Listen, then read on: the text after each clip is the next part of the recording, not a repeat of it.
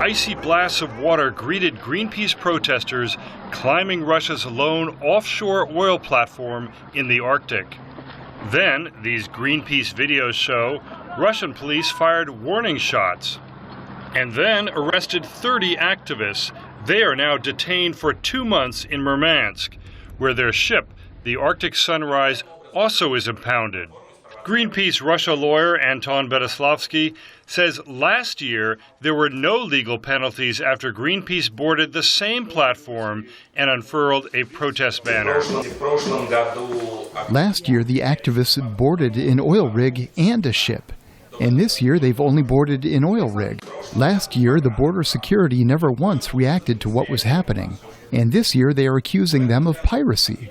But as these Vyozda TV images show, Russia is increasingly flexing its muscles in its vast Arctic region. In September, Russia's only nuclear-powered guided missile cruiser led a flotilla to the Novosibirsk Islands. There, Russian soldiers reopened a military base that had been closed 20 years ago after the collapse of the Soviet Union. As Arctic ice melts more, the base will check on ships passing in the summer. Last summer, China's first icebreaker, the Snow Dragon, made the Arctic passage. This summer, the first Chinese freighter passed over the top of Russia.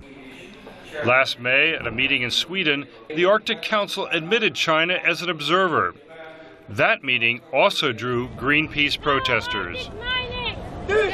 They called for a ban on drilling and mining in the fragile Arctic environment. Recently, at an Arctic forum in Salekhard, Russian President Vladimir Putin rejected Greenpeace's protest tactics. They are obviously not pirates, but formally they did attempt to board the platform. After Putin spoke, Vera Orlova of the Russian Geographical Society told foreign reporters that their permits to visit the Russian Arctic had expired. This is an absolutely normal procedure, and we received permission to stay on the border territory of Salekhard specifically for those days you've come to visit for the conference. No other nation restricts visits to its Arctic cities, but President Putin's Russia is taking the road of more and more government controls.